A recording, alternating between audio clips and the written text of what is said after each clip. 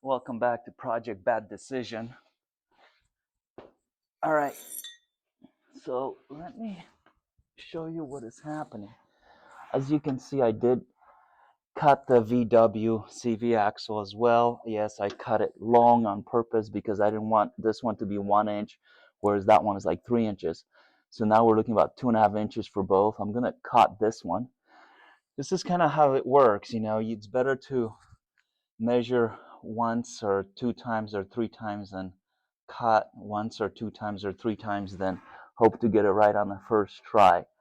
So I'm going to cut it on this line, and then I'm going to see what our angle is. I mean, then we can measure it. The vehicle is now loaded up with the battery pack. So let me cut this off and then kind of stick it together somehow and measure the angle. Let's do it. All right, gentlemen, let's try this again. As you can see, I did cut it shorter, and I have this ridiculously strong magnet. Bonus points to those of you who can identify where this beauty's from. So we're gonna go for something like this. It's not perfect, but it's good enough. I'm gonna try to set this on here. This is giving us 13.5 angle of the dangle-ish. You know, it's not too bad. I wonder if we need to lower it a click. You know, with a 200-pound driver in here, weigh it down some more. I did put 2 more battery packs inside the Bug to show that, or replicate seat weight if we put bucket seats in it. 13.5. I wish it was a little bit less. That, I can't even reach in here. That angle right there is what concerns me, right? So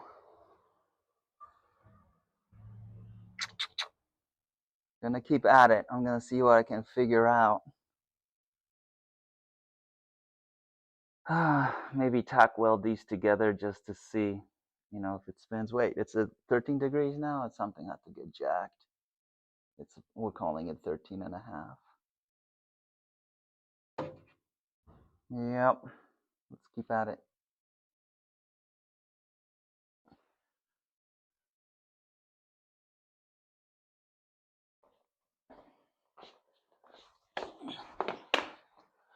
Well, fellas, even with her fully weighed down with a whole battery pack and some extra weight to simulate having bucket seats already installed, she's still sitting quite high at an angle of 13.5 degrees on the CV axles. So that's way too steep.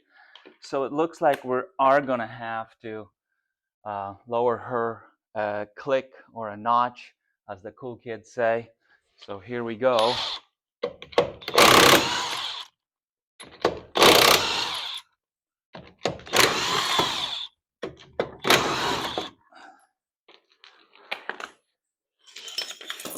I don't know. Are you guys fans of these types of studs? Because I'm waiting for the Germans to discover lug nuts myself.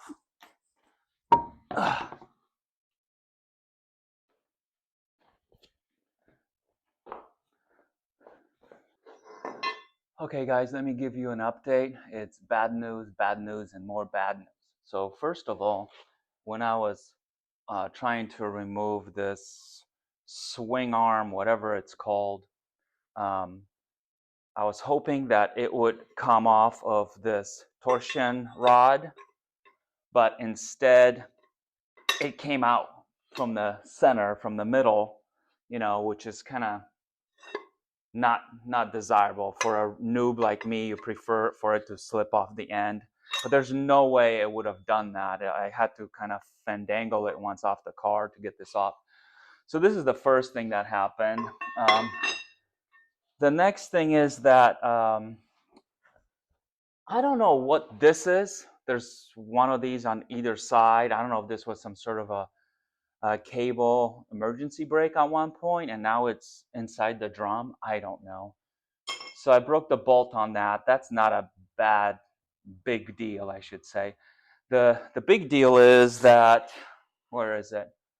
I don't know what these things are called, but this one is shot. This is not going back on the car, and this is what's going to, prevent me from putting this back together tonight. And if I'm getting this, I probably get new bushings. Oh, and then there's more. So,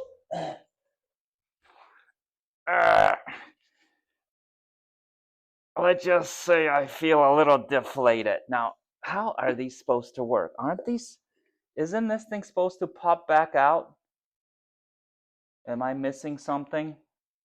I thought shock absorbers. Does this one work the opposite way? Like, there's no way. I mean, it's gotta pop out, and it doesn't.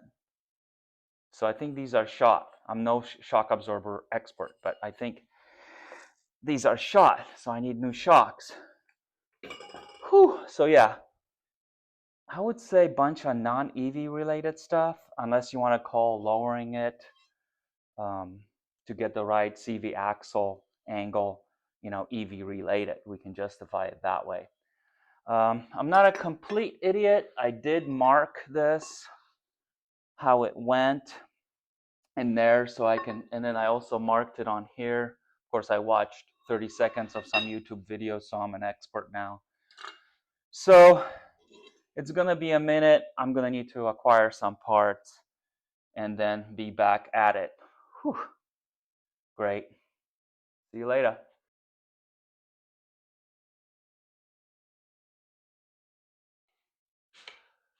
Hey dudes, so with the bug lowered in the rear to the Carolina squat, now we have the appropriate approximate 3.34 degree CV axle swoop.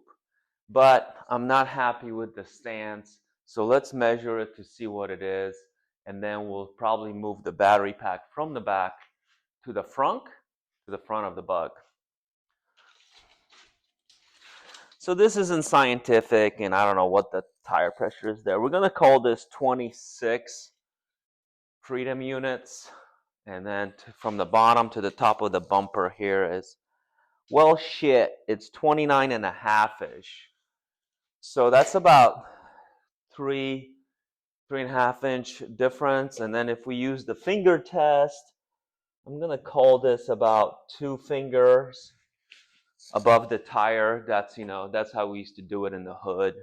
And then this is more than 5 fingers. It's probably 6 fingers over here, which makes sense. So anyway, I'm going to move the battery pack from the back to the front, change my whole blueprint design, and I think the bug will handle better. But anyway, that's what we're going to do next, move the pack to the front and see what the stance is.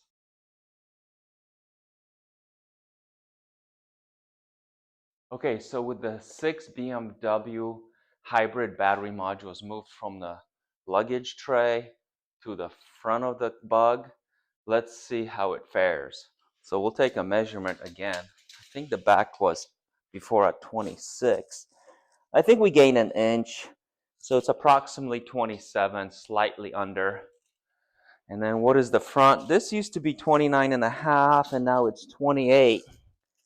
So not too shabby. And as I said in prior videos, if we had a air-cooled onboard battery charger slash DC-DC converter, which Damien is working on as we speak, from the Toyota Prius Prime, then we could put that air-cooled battery charger in the front as well, perhaps where the spare tire would go, and then that would add more weight in the front and remove that weight from the back. So I'm gonna run this bug with a rear seat delete. I think this car is so tiny that just making it a two-seater is fine. And I think this is better. When I had a 69 bug, I had an adjustable front end. I got a ticket for my headlights being too low. And then I just turned a bolt or a nut and it kind of raised it back up so I could get the ticket signed off. Anyway, this front end is non-adjustable. Maybe I can buy some gimmicks to lower it a bit. I don't know if you need like lower spindles. I don't know what it takes to lower a bug. But I might just live with this. Plus, if you add me and the bug, that's 200 pounds. That's going to lower it some. Add my passenger, that's going to lower it some. So I don't know. I think I might be able to live with this. But it looks like the pack's going to go in the front. I'm going to bring you around and show you what the pack looks like in the front. So I'm going to pop the hood open, bonnet, whatever you guys call it. See if you guys can see in here. Just to compare apples to apples, I threw in only the 6 modules and this BMW safety box in the front, so it's moving the same weight. I envisioned the bug running on 2 more modules for a total of 8 modules, approximately 530 volts. And if my onboard battery charger could charge up to 600 volts, it only goes up to 550. I would actually run yet another module for a total of 600 volts. Speaking with Damien, he believes that this air-cooled MGR Toyota Highlander rear motor may like more voltage to get more top speed. This is why we're doing this. We're going to test it. We're going to see. I'm also really interested to see if I can fit 4 modules across here. That module is wonky because of the obviously the glove box. So let me see if I can slide this guy over. I'll be really stoked if I could go 4 across. Could something actually work out for the Greg? Let's see what you're seeing. All right, let's see if we can get lucky. When handling heavy, sharp battery modules, make sure you have open toe sandals or flip-flops, thongs, whatever you call them. Okay, come on, baby. This looks like it could take one more. Come on, baby. Oh, yeah. Oh, my goodness. This makes the Greg really happy, guys. We can go 4 here, 4 there. Do the math real quick. 65 vultures times 8. Carry the 1 times the circumference of the Earth. I think that's 530 volts. This mic could work. And wow, this is going to be great. And look at this. Germans even made the cutout for the German safety box, aka contactor box. And I stored the bracket for this safety box and 3 others just like it because I own like 3 or 4 of these packs now. And I literally just threw all these brackets out. And now, sure as shit, I could use it to mount it in here. But man, this could work so beautifully. I have no idea. So there's an opening down there similar to this. And we could put this plug down there and run the high voltage battery cables all the way back. Not a big fan of such a long battery cable run. Batteries to motor. However, as you know, with electric cars, Those cables will not be live until we're driving. So when the car is just parked, that's the job of this safety box, aka contactor box. It turns the battery pack on, allowing the voltage and the energy to flow out of it.